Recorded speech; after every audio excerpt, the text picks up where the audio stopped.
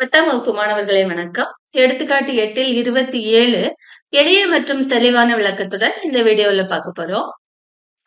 2 பகடைகள் உருட்டப்படுகின்றன. இரு முகமதிப்புகளும் சமமாக அல்லது முகமதிப்புகளின் கூடுதல் 4 ஆக இருப்பதற்கான நிகழ்தகவை காண்க. கணக்குல சொல்லியிருக்காங்க 2 பகடைகள் உருட்டப்படுகின்றன. அப்படின்னா கூறுவழி எப்படி இருக்கும் நமக்கு தெரியும் இல்லையா? 1,1 1,2 அப்படியே போயிட்டே இருக்கும். 1,6 அடுத்த லைன் 2,1 2,2 2,6 இதே மாதிரி 3 4 5 6,1 6,2 6,3 6,6 இதுல எத்தனை உறுப்புகள் இருக்கு?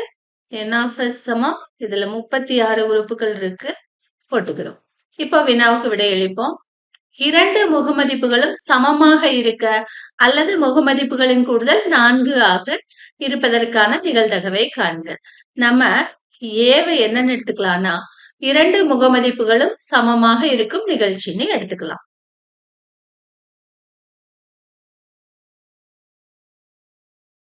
அப்படின்னா ஏல என்னெல்லாம் இருக்கும் அப்படின்னு பாத்தீங்கன்னா 2 முகமதிப்புகளும் சமமாகனா 1,1 அடுத்து 2,2 3,3 4,4 5,5 6,6 n of a எத்தனை எண்ணி பாருங்க 6 இல்லையா? அடுத்து நம்ம என்ன எழுதுவோம்? p of a எழுதுவோம். p of a க்கு formula n of a by n of s. n of a 6 by n of s 36. அடுத்து நமக்கு அடுத்து என்ன இருக்கு? அல்லதுக்கு அப்புறம் முகமதிப்புகளின் கூடுதல் 4 ஆக இருப்பதற்கான நிகழ்ச்சி. நம்ம b என்னன்னு எடுத்துக்கலாம்? முகமதிப்புகளின் கூடுதல் 4 ஆக இருக்கும் நிகழ்ச்சி என்க.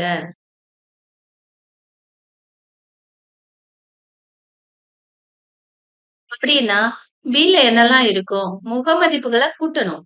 இதுதான் முகமதிப்புகள். கூட்டினீங்கன்னா 2 இங்க 3 அடுத்து 4 வரும் இல்லையா? 1ஐயும் 3ஐயும் கூட்டினா 4 அதே போல 3ஐயும் 1ஐயும் கூட்டினா 4 2ஐயும் 2ஐயும் கூட்டினா 4 வேற எதை கூட்டினீங்கனாலும் 4 வராது. நீங்க கூட்டி பாருங்க.